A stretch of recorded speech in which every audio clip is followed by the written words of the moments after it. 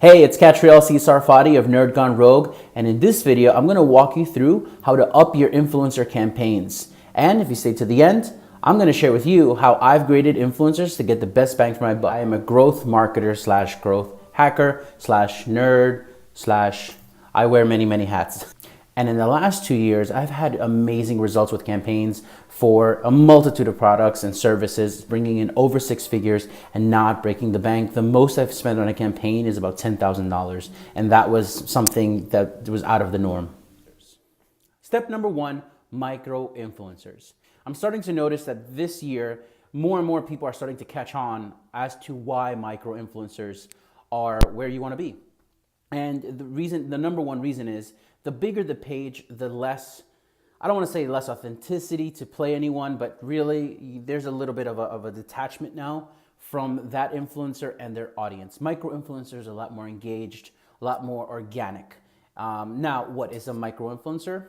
It's going to be someone that has between 20,000 to about 200,000. That's kind of like the sweet spot of where you would categorize someone as a micro influencer. Now, a big reason why I personally have started to like micro influencers is that the content that they're putting out has grown substantially in quality.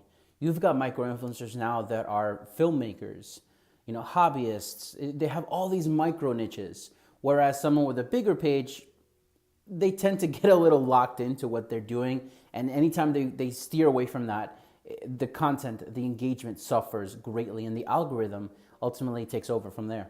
Now, another thing to keep in mind is with micro influencers, the authenticity that I mentioned before, it also plays into how people react to their product reviews, them sharing anything.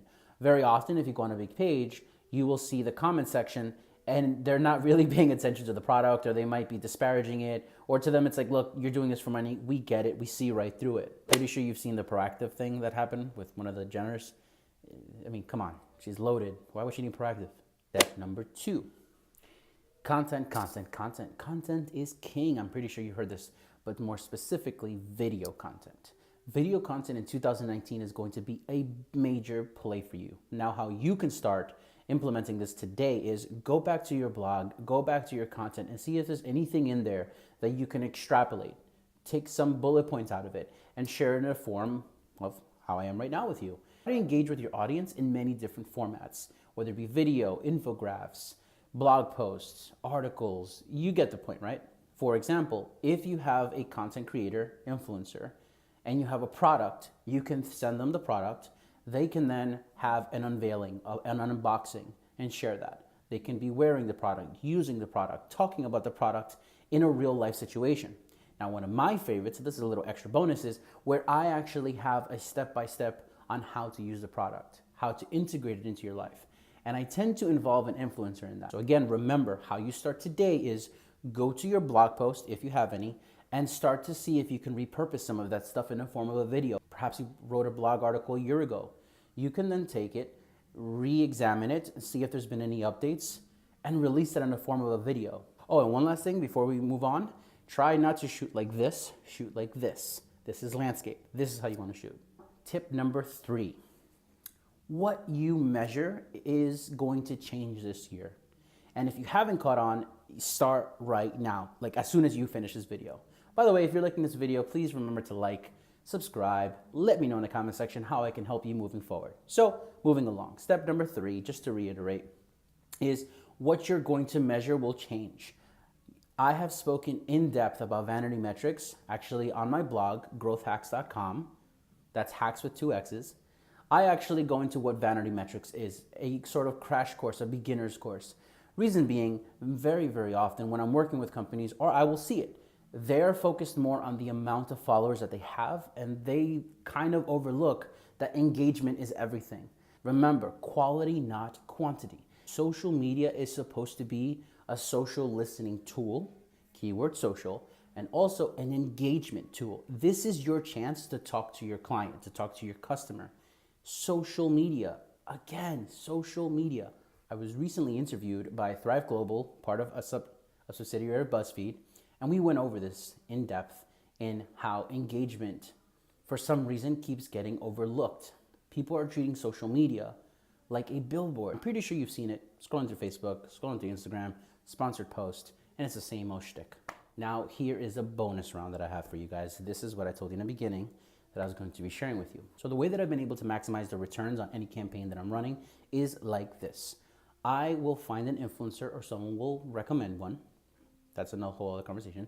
But anyway, I have the influencer, I look at their page. I then look at their engagement and their likes. Let's leave likes for the last. But anywho, I look at their page. Is there a theme? Is the content original? As in, are they taking the pictures? Are they taking the video? Are they creating concepts?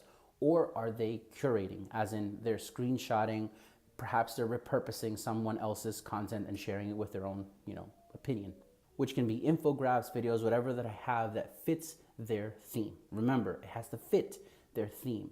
If it looks out of place, not only am I doing them a disservice, but their audience will also catch on to it really, really quickly. And notice this is a paid ad.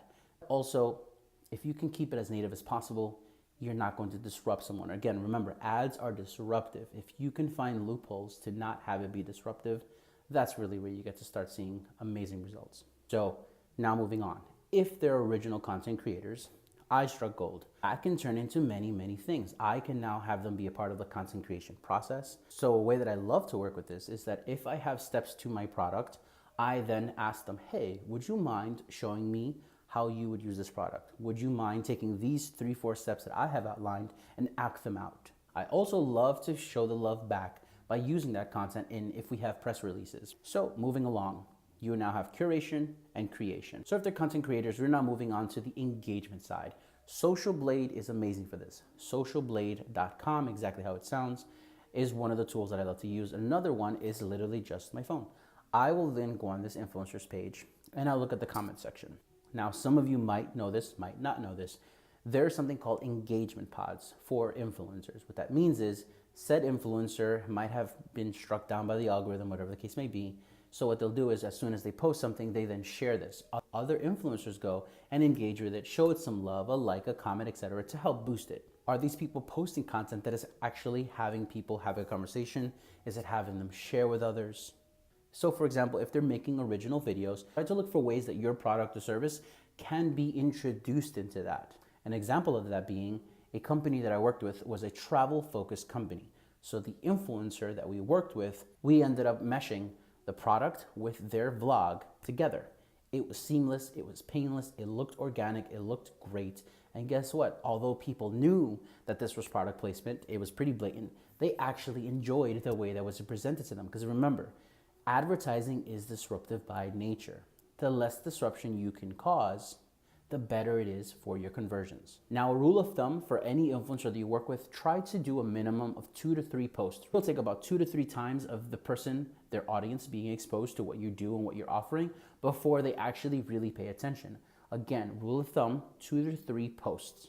So remember, easy with the selling. You want to integrate them. You want to start a relationship with them. Not go in there and say, buy my stuff, buy my stuff, buy my stuff. That's usually the gaps that I exploit and growth hackers like I exploit.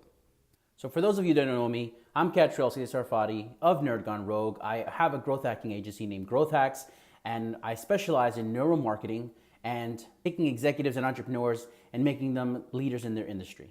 So there you have it. Quick and painless. Got through this pretty quick. 3 easy steps, a bonus step. I look forward to hearing in the comment section how you're planning on making changes to your influencer campaigns. And if you've never done influencer marketing, please let me know in the comment section below. You can also check GrowthHaxx.com. I actually walk you step by step on how to do this stuff. Really easy to follow. I walk you through the entire process, and you and I work one-on-one on how to implement these steps. I walk you through the entire process. You get a cheat sheet, blueprints, you're ready to go. So thank you so much for watching. Again, I'm Katriel C Sarfati. You've been watching Nerd Gone Rogue. Please remember to like, subscribe, and comment. See you in the next one.